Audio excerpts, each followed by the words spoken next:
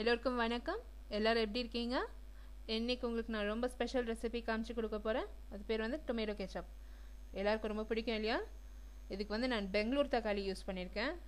2.5 kilo use பண்ணியிருக்கேன். இதை வந்து நல்லா கழுவிட்டு அந்த புளியாக இருக்காமல் இல்லாத தக்காளிங்கெல்லாம் எடுத்து வச்சுக்கிறேன். அண்டு காய் வாட்டம் இருக்கக்கூடாது தக்காளி. அதை நல்லா கழுவிட்டு பொடியாக நறுக்கி ஒரு கனமான சட்டியில் போட்டுக்கோங்க.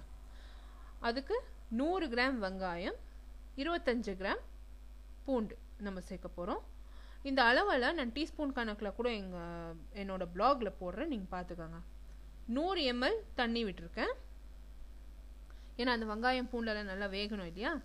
ஸோ நல்ல கனமான சட்டி, ப்ரிஃபரபிளி நான்ஸ்டிக் பேன் யூஸ் பண்ணுங்கள். நான்ஸ்டிக் பேன் யூஸ் பண்ணிங்கன்னா ஒட்டாது, நல்லா வரும். இப்போ நீங்கள் வந்து அது மூடி போட்டு நல்லா வேக வச்சுக்கோங்க.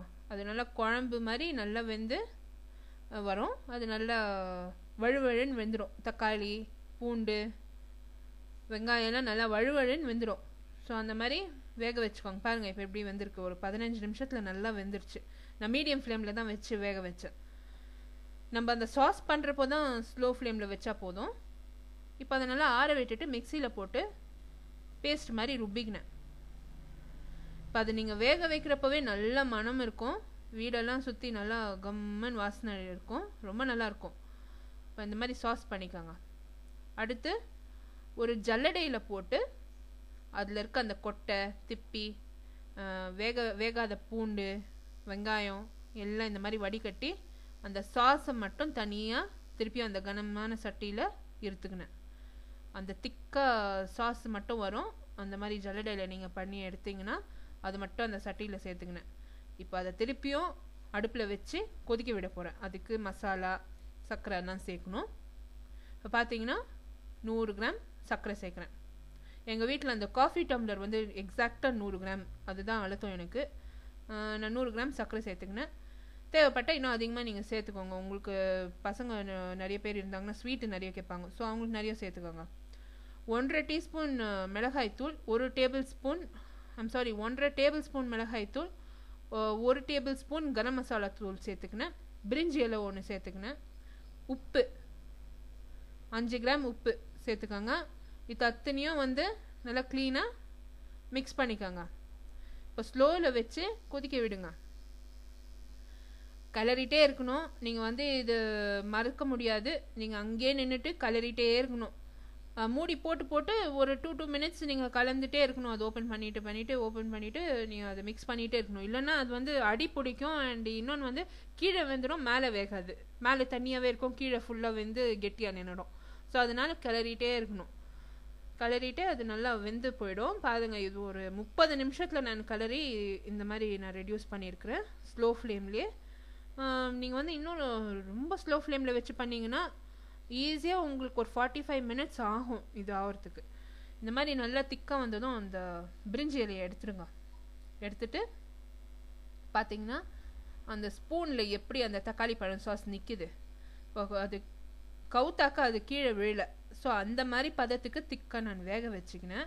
இப்போ நீங்கள் கடையிலலாம் பார்த்தீங்கன்னா தக்காளி பழம் சாஸ் எப்படி இருக்குது, ஸோ அந்த மாதிரி கன்சிஸ்டன்சிக்கு நீங்கள் கொண்டு வந்துருங்க. அதாவது அந்த கரண்டியை வந்து கோட் ஆகணும் அந்த தக்காளி பழம் சாஸ். அதுதான் நம்ம பார்க்குறது. ஸோ நீங்கள் வந்து இந்த மாதிரி சாஸு கெட்டியாக இருந்தோம் அடுப்பை அணைச்சிடுங்க. அணைச்சிட்டு நீங்கள் வந்து கொஞ்சம் நல்லா ஆற விட்டுடுங்க. ஆற விட்டுட்ட பிறகு நம்ம வந்து அதில் வினிகர் சேர்க்க போகிறோம். 50 ml வினிகர் சேர்க்க போகிறோம். 50 ml வினிகர் சேர்த்ததும் அதை வந்து நல்லா மிக்ஸ் பண்ணிவிட்டு நீங்கள் வந்து பாட்டிலிங் பண்ணுறதுக்கு ரெடி ஆயிடுச்சு. இப்போது இதுக்கு வந்து ஒரு ப்ரிசர்வேட்டிவ் நான் சேர்க்க போகிறேன். அண்டு இன்னொரு விஷயம் நான் இந்த ப்ரிசர்வேட்டிவ் சேர்க்கறதுக்கு முன்னாடி சொல்கிறேன். நான் வந்து இந்த சோடியம் பென்சவேட்டுன்னு வந்து நான் ஒரு ப்ரிசர்வேட்டிவ் இதில் சேர்க்க போகிறேன். நீங்கள் அந்த சோடியம் பென்சவேட்டை இந்த ப்ரிசர்வேட்டிவ் நீங்கள் இதில் சேர்க்குறப்போ ஸ்டீல் சாமானில் இந்த ஸ்டீல் டப்பாவோ வேறு எதுனா ஸ்டீல் சாமானோ இருக்கிறதுல இந்த சோடியம் பென்சவேட்டை சேர்த்த பொருளை வந்து வைக்காதீங்க. வச்சிங்கன்னா அது வந்து ரியாக்ஷன் வரும், எதுனா கெமிக்கல் ரியாக்ஷன் ஆகும். அண்டு வினிகர் சேர்த்துருக்கோம். ஸோ அதுக்கு கண்டிப்பாக கெமிக்கல் ரியாக்ஷன் உண்டாகும். ஸோ ஆன மட்டுக்கும் கிளாஸ் டப்பாவில் போட்டு வைங்க, இல்லை கிளாஸ் பாட்டிலில் சேர்த்து வச்சுக்கோங்க இந்த கெச்சப்பை. இப்போ அந்த 1 டீஸ்பூன் நான் சோடியம் பென்சவேட்டை சேர்த்துருக்கேன். சோடியம் பென்சவேட் எல்லா சூப்பர் மார்க்கெட்லேயும் ஈஸியாக கிடைக்கிறது. ஸோ ஸோ ரொம்பவே cheap and very easy to find. இப்போ பார்த்தீங்கன்னா அம்மா வந்து முன்ன இருந்த கெச்சப் பாட்டிலுங்களே நல்லா கழுவி வச்சுட்டாங்க. ஸோ அது வந்து அதுவே நான் யூஸ் பண்ணிட்டேன். நல்லா கொதிக்கிற தண்ணியை போட்டு நல்லா வாஷ் பண்ணி வச்சுக்காங்க. இந்த மாதிரி கெச்சப் பாட்டில், சில்லி சாஸ் பாட்டிலெல்லாம் எங்கள் அம்மா ஈஸியாக கழுவி வச்சுக்குவாங்க சுடு தண்ணி போட்டு. நீங்கள் இந்த மாதிரி செஞ்சு வச்சுக்கோங்க. இந்த மாதிரி வாஷ் பண்ண பாட்டிலை வந்து நல்லா வெயிலில் காய வச்சுட்டு நீங்கள் எடுத்து மூடி போட்டு உள்ளே வச்சுக்கிட்டிங்கன்னா இந்த மாதிரி சாஸ் பண்ணிங்கன்னா அதிலே ரீயூஸ் பண்ணலாம்.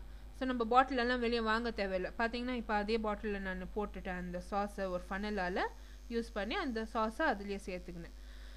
இப்போது வந்து இந்த 1 கிலோ 2.5 கிலோ தக்காளியை வந்து ரெடியூஸ் பண்ண தொட்டு 1 கிலோ பாட்டில் ஒன்று வந்தது, இன்னொன்று வந்து 200 கிராம்ஸ் பாட்டிலில் ஒன்று வந்தது. மீதி கொஞ்சம் சாஸ் மீந்துச்சு. ஸோ இந்த மாதிரி தான் உங்களுக்கு சாஸ் வரும். இது வருஷம் முழுக்க உங்கள் வீட்டில் இருக்கும். யாருக்குன்னா கிஃப்ட் பண்ணணுன்னாலும் ஈஸியாக கிஃப்ட் பண்ணலாம்.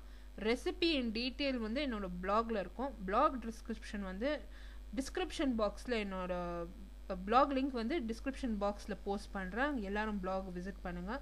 இதை செஞ்சு பார்த்துட்டு கண்டிப்பாக உங்களுக்கு அப்ரிஷியேஷன் வரும் வீட்டில். இதை செஞ்சு பார்த்துட்டு உங்களுக்கு காமெண்ட்ஸ் எல்லாம் போஸ்ட் பண்ணுங்கள். நான் அடுத்த புதிய ரெசிபியோடு உங்களை எல்லாரையும் திருப்பியும் சந்திக்கிறேன். அதுவரை நன்றி, வணக்கம். தேங்க்ஸ் ஃபார் வாட்சிங். பை.